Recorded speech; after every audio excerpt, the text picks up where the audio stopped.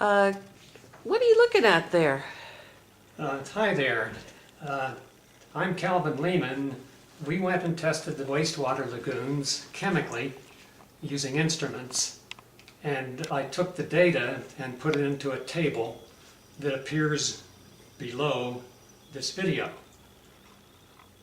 Let's take a few minutes and I'll explain kind of how we took these measurements. This is the table that you can see below. There were 3 of us down there, and we took these measurements, and we measured, one of the things we measured was dissolved oxygen. So at the top of the lagoon water, it was 9.36 parts per million of oxygen. At the bottom of the lagoon, the oxygen concentration was 0.17 parts per million. Now, we took these kinds of measurements at 3 places in the lagoon.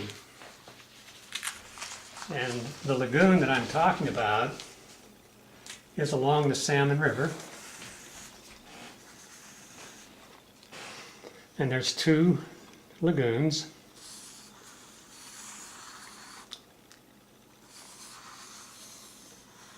Along the river. And the flow of the water through the lagoon, the wastewater from the city comes in here. It goes from this lagoon to this lagoon right there, and it goes to the river from here through a pipe into an ultraviolet purifier and then out into the river. So the water leaves the lagoon here and goes into an underground pipe. So the measurements that we took, one was here, one was right here, and one was here. Now the one I showed you, this first page, is where the effluent is, or the influent, I'm sorry, the water coming into the lagoon. And this is generally the way the other 2 measurements went.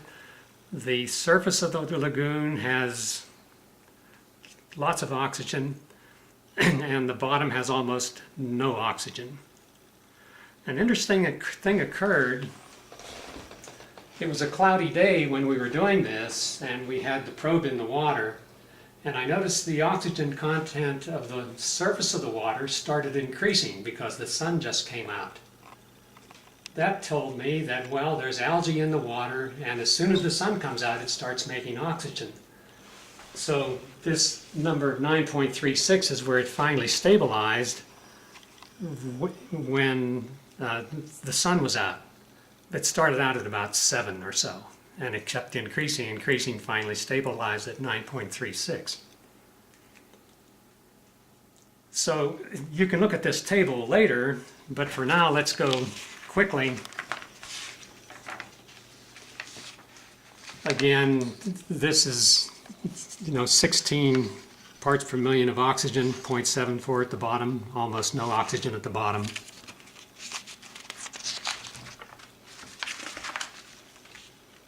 Oh, here's the let's see where this is.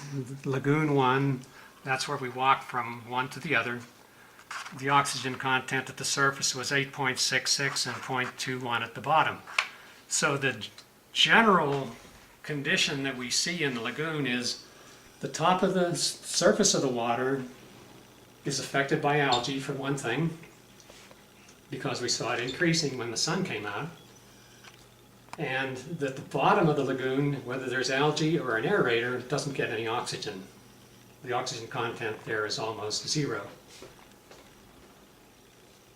So we did these tests 2 times.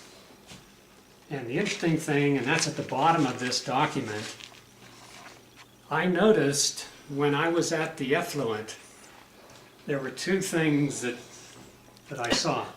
By then, the wind was blowing about 15 miles an hour.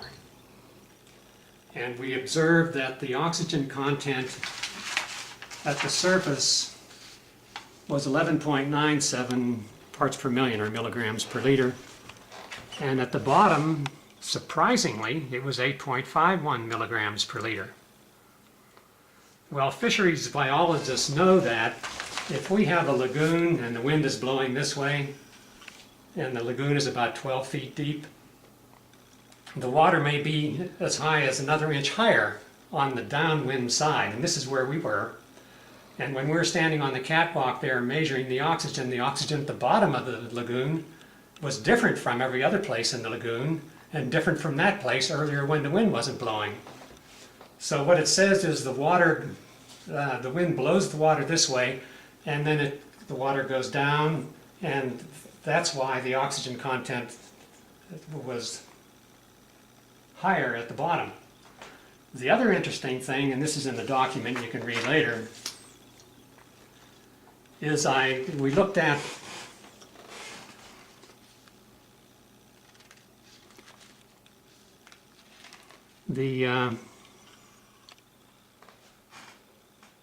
I have the note here that it was almost nothing when we were there before.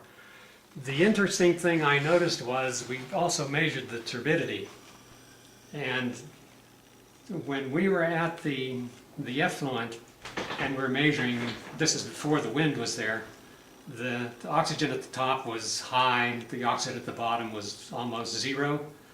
The interesting thing was the turbidity at the bottom was something like 3 parts per million, and the turbidity at the top was something like 27 parts per million, just under the EPA regulation. And at the bottom it was almost completely clear. So what does that tell us? Well, it's algae at the top, and that's where the high TSS came from. So when we drain the water out of the top of the lagoon right there, we're taking the most turbid water from the lagoon and sending it to the river, and that's where they take the sample. So if we install bottom aeration, we say that we have every reason to believe that the oxygen will be the same at the bottom and the top, and that the turbidity at the effluent will be maybe 10. So that's roughly, we took measurements 3 places in the lagoon, where the water came in, where it goes to the other, one lagoon to the other, and where it goes to the river. The wind was blowing one time and it wasn't blowing another time. You can see all that in the table that's below. Good luck.